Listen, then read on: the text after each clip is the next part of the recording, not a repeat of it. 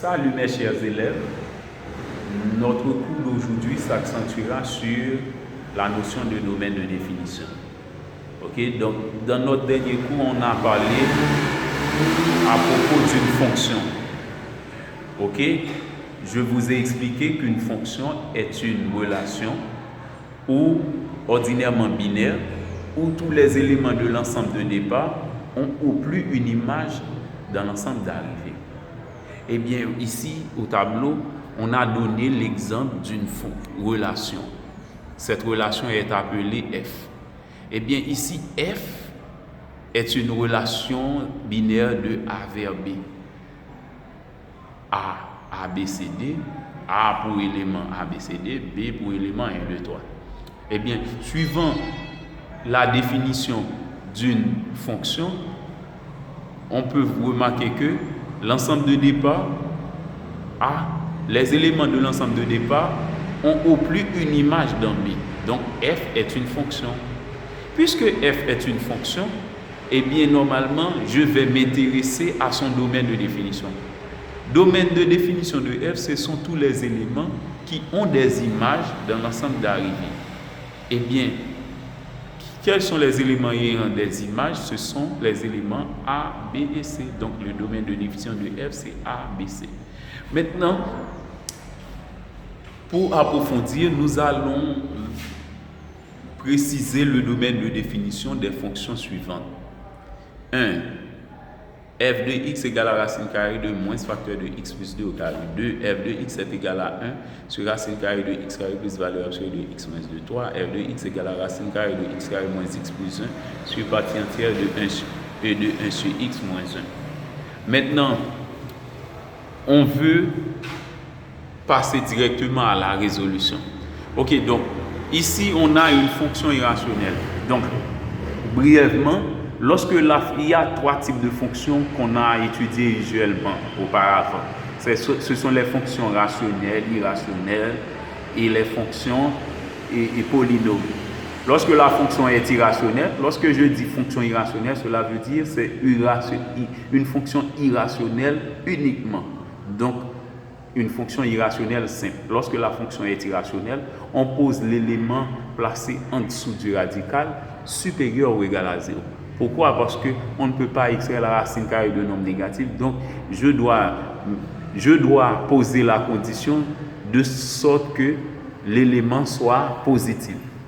Ok, donc, normalement, on trouve directement une inéquation. Pour résoudre une inéquation, ok, donc, lorsque le second membre est nul, eh bien, on peut commencer par poser le premier membre égal à 0. Maintenant, poser moins facteur de x plus 2 au carré égal à 0 revient à résoudre l'équation. Eh bien, ça nous donne directement, comme vous pouvez bien le remarquer, x égale à moins 2. Donc, on multiplie par moins 1. Donc, puisque x plus 2 au carré donne 0, donc x plus 2 donne 0. Donc, si x plus 2 donne 0, donc x donne moins 2. Maintenant, puisque l'équation était du second degré et l'on trouve une seule racine, eh bien cette racine est dite une racine double. Lorsque la racine est double, on met le signe de A sur toute la ligne, ok, à gauche et à droite de la valeur. Eh bien par conséquent, puisque la condition c'était supérieur ou égal à 0, donc je dois m'intéresser au cas où l'expression est strictement positive ou l'expression ou le cas où l'expression est nulle. Je n'ai pas trouvé le cas où l'expression est strictement positive, mais je trouve le cas où, voici le cas où l'expression est nulle. Donc l'expression est nulle en moins 2. Eh bien, si c'était pour strictement positif, ce serait l'ensemble vide. Mais puisque on a le cas où l'expression est nulle, eh bien le domaine de définition, c'est bien moins 2. Ok, donc, et c'est pour le premier cas ou la première partie de l'exercice. Maintenant, pour la deuxième partie de l'exercice, c'était la fonction f de x égale à 1 sur racine carrée de x carré plus valeur absolue de x moins 2. Donc ici, on a une fonction à la fois rationnelle et irrationnelle. Rationnelle parce qu'on a un rapport où x est figuré au déno et ensuite on a racine carrée, x est figuré en dessous du radical. Et bien maintenant, si j'étais uniquement pour la fonction racine carrée, j'aurais x carré plus valeur absolue de x moins 2 supérieur ou égal à 0. Mais puisque la racine carrée est en dessous du radical, et puisque la racine carrée est est au dénominateur, eh bien, au cas que l'expression prend la valeur 0, je vais avoir racine carrée de 0 qui va annuler le déno. Puisque le déno d'une fonction rationnelle n'est jamais nul, eh bien, je rejette le cas où l'expression est supérieure et l'expression est supérieure. Je rejette le cas où l'expression est égale à 0. Je prends le cas où l'expression est strictement positive, uniquement. Ok, donc, ce serait pour ce cas, ce serait supérieur ou égal à 0 directement. Mais puisque au cas que l'expression est égale à 0, je vais avoir racine carrée de 0. Donc, je prends supérieur strictement à 0. Maintenant, j'annule, pour résoudre cette inéquation, j'annule le reniement. Ok, je trouve directement une équation du second degré. Mais maintenant, puisque j'ai valeur absolue de x, je dois faire de mon mieux d'éliminer le symbole de la valeur absolue. Pour ce faire, j'étudie le signe de x. Cas où x est positif. Lorsque x est positif, la valeur absolue de x donne x. Ok, je remplace valeur absolue de x par x. Maintenant, en faisant la somme des coefficients, a plus b plus c qui donne 0, je trouve x égale à 1, x égale à c sur a. Donc, ces deux valeurs-là, on doit quand même les comparer avec la condition posée. On avait x supérieur ou égal à 0. Donc, x égale à 1 ne contredit pas la condition parce que 1 est positif. Eh bien, 1 est acceptable. X égale à 1 est acceptable. On a l'autre valeur, c'est moins 2. Moins 2 n'est pas positif parce que moins 2 est un nombre strictement négatif. Eh bien, suivant la condition x supérieur ou égal à 0, donc moins 2 est à rejeter. Ok? Le deuxième cas, pour ce même exercice, c'est pour étudier le signe de x. Si x est négatif, la valeur absolue de x dans ce cas donne moins x. Eh bien, l'équation du second degré devient x carré moins x moins 2. Eh bien, les coefficients a, b, c dans ce cas, lorsqu'on fait a moins b plus c, ça donne 0. Eh bien, la règle nous dit que x donne moins 1, l'autre x donne moins c sur a. Eh bien, moins c sur a donne directement 2.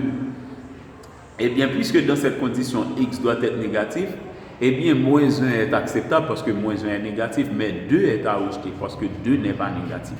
Eh bien, en résumé, on trouve moins 1 et 1 comme solution de cette équation. Eh bien, on met moins 1 et 1 dans un tableau. Eh bien, directement, on étudie le signe du trinôme. Ok? Je mets le signe de A qui est plus, okay? C'est 1, le coefficient de x carré, plus aux des extrémités, et au milieu, je mets le signe contraire de A. Puisque la condition, c'était l'endroit où l'expression est strictement positive, eh bien, le domaine de définition, c'est entre moins l'infini moins 1, union 1 à plus infini. Voilà. Donc, c'est strict. On ouvre les crochets et dans tous les cas. Ok, c'est moins l'infini moins 1, union 1 à plus infini. Maintenant, pour le troisième cas, et en parlant le troisième numéro, la troisième partie de l'exercice, c'était f de x égale à racine carrée de x carré moins x plus 1 sur partie entière de 1 sur x moins 1. Maintenant, le domaine de définition de cette fonction est beaucoup plus complexe que la deuxième, parce que cette fonction est à la fois irrationnelle, rationnelle et une fonction partie entière. Elle est rationnelle 2 fois, irrationnelle et à partie entière. D'abord, je m'intéresse à la fonction irrationnelle. On a x carré moins x plus 1. X carré moins x plus 1 n'a pas de sens si x carré et racine carrée de x carré moins x plus 1 n'a pas de sens si x carré moins x plus 1 est négatif. Donc, après dire, si x carré moins x plus 1 est strictement négatif. Donc, x carré moins x plus 1 doit être positif. Eh bien, je pose x carré moins x plus 1 supérieur ou égal à 0. Et on a un autre rapport 1 sur x. Eh bien, 1 sur x n'a pas de sens si x est nul. Eh bien, je pose x différent de 0. Eh bien, première partie des conditions, c'est x de R tel que x carré moins x plus 1 supérieur ou égal à 0 et x différent de 0. Excepté la valeur qui annule le déno. Le déno, c'est partie entière de 1 sur x moins 1 égale à 0. Maintenant, j'étudie le signe de x carré moins x plus 1 pour voir dans quel cas x carré moins x plus 1 va être positif. En étudiant le signe, je pose x carré moins x plus 1 égale 0. Je calcule delta. Delta, c'est b carré moins 4ac. Donc, en identifiant les coefficients A, B et C, eh bien, on remplace ces coefficients par leur valeur dans l'expression. Eh bien, on trouve 1 moins 4 qui donne moins 3. Puisque moins 3 est strictement négatif, suivant la théorie, lorsque delta est strictement négatif, on dit qu'il n'y a pas de racine réelle et que le signe du trinôme dépend du signe de A. Quel est le signe de A? C'est plus. C'est 1. Le coefficient ici, c'est plus. Eh bien, je mets plus sur toute la ligne. Bon, puisque x était différent de 0, je mets 0 également dans le tableau. Donc, 2 barres en dessous de 0. Eh bien, ce serait bien R pour cette partie, mais puisque x était différent de 0, donc c'est R star. Le domaine de définition, c'est R star, excepté la valeur qui annule le déno. Maintenant, la valeur qui annule le déno, c'est E de 1 sur x moins 1 égale à 0. Eh bien, je transpose moins 1, ça donne E de 1 sur x égale à 1. E de 1 sur x égale à 1, on nous fait référence à cette propriété de la partie entière, E de x égale à n, si et seulement si n est inférieur ou égal à x, inférieur à n plus 1, où n est entier. Puisque 1 est entier, eh bien, j'applique la formule, c'est 1 inférieur ou égal à 1 chez x, inférieur à 1 plus 1. Maintenant, je réduis, Après réduction, je remarque que 1 chez x est compris en deux termes strictement positifs. Et puisque x est différent de 0, eh bien, je fais l'inverse. L'inverse de 1 qui donne 1, l'inverse de 1 sur x qui donne x, et l'inverse de 2 qui donne 1 demi. Puisque la fonction inverse est une fonction strictement décroissante, eh bien, normalement, l'inégalité change de sens. Eh bien, dans l'ordre croissant, x est compris entre 1 demi et 1. Donc, c'est fermé sur 1 parce que c'est ou égal avec 1, et strictement ouvert, strictement supérieur. Et donc, c'était strict sur 1 demi. Eh bien, normalement, c'est ouvert sur 1 demi. Eh bien, le domaine de définition devient, c'est R star privé de l'intervalle 1 demi 1. Eh bien, maintenant, pour enlever cet intervalle 1 demi 1 dans R star, je fais un tableau. Donc, R star, c'est moins l'infini 0 union 0 après infini. Et maintenant, j'enlève l'intervalle 1 demi 1 dans R star. Il me reste 3 intervalles, c'est moins l'infini 0, 0, 1 demi, 1 après l'infini. Et bien maintenant, avec soin, j'écris le domaine de définition de f. Donc c'est moins l'infini 0, union 0, 1 demi, union 1 après l'infini. À condition, c'est ouvert sur 0, 0 à gauche ouvert, 0 à droite ouvert parce que x était toujours différent de 0. Mais pour 1 demi, c'est fermé sur 1 demi. Parce que normalement, on rejette l'intervalle, tout ce qui était dans 1 demi 1, va être rejeté. On va rejeter tout ce qui était dans 1 demi 1. Et on va considérer tout ce que 1 demi 1 ne contenait pas. 1 demi 1 contenait ne contenait pas 1 demi. Eh bien, je conserve 1 demi. Je prends 1 demi. 1 demi 1 contenait 1, je rejette 1. Donc, normalement, c'est pour cette raison que je ferme l'intervalle sur 1 demi, mais ouvert sur 1. Eh bien, c'est d'où le résultat. Merci. Si vous